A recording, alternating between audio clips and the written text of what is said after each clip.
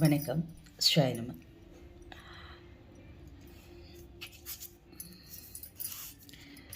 ஒருவர் தாம் உழைத்து முன்னேறும் பொழுது பலவிதமான எதிரிகளுடைய தொல்லைகள் இருக்கும். சில பேர் துஷ்ட தேவதைகளை ஏவலாக அனுப்பி விடுவாங்க. பில்லிங்கிற பூதத்தை அனுப்பி விடுவாங்க.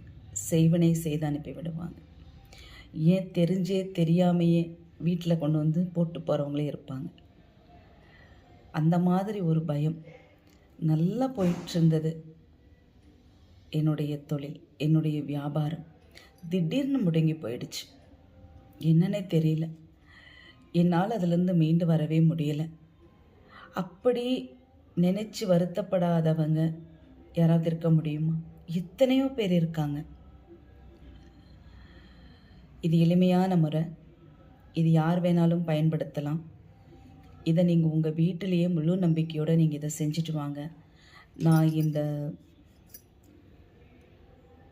மந்திரத்தை உங்களுக்கு நான் எழுதிட்டு நான் உங்களுக்கு வாட்ஸ்அப்பில் பதிவு போடும்போது அந்த மந்திரத்தை எழுதி அனுப்புகிறேன்னா,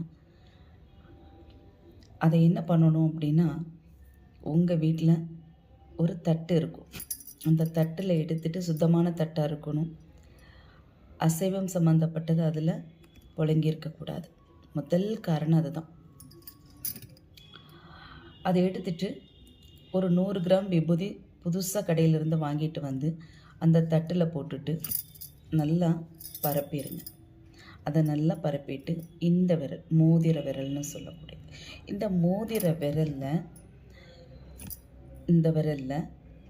முதல்ல வலது பக்கம் இருந்து ஆரம்பித்து இடது பக்கம் முடியுங்க. வலது பக்கம் இருந்து இடது பக்கம், மேலே கீழே 2 கோடு, கீழிருந்து மேலாக 2 பக்கமும் ஜாயின் பண்ணி விட்டுருங்க. இடையில சில மந்திரங்கள், 5 எழுத்து தான்.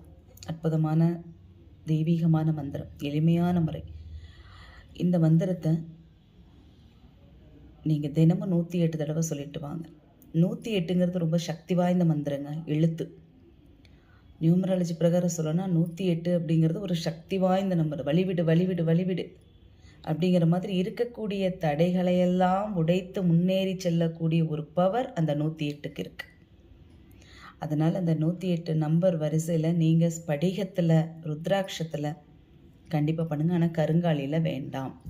கருங்காலி எல்லாரும் போடக்கூடாது. எல்லாத்துக்கும் கருங்காலி செட் ஆகாது. ருத்ராட்சம் எல்லாருமே போடலாம். சரிங்களா? தன்னுடைய வளர்ச்சியை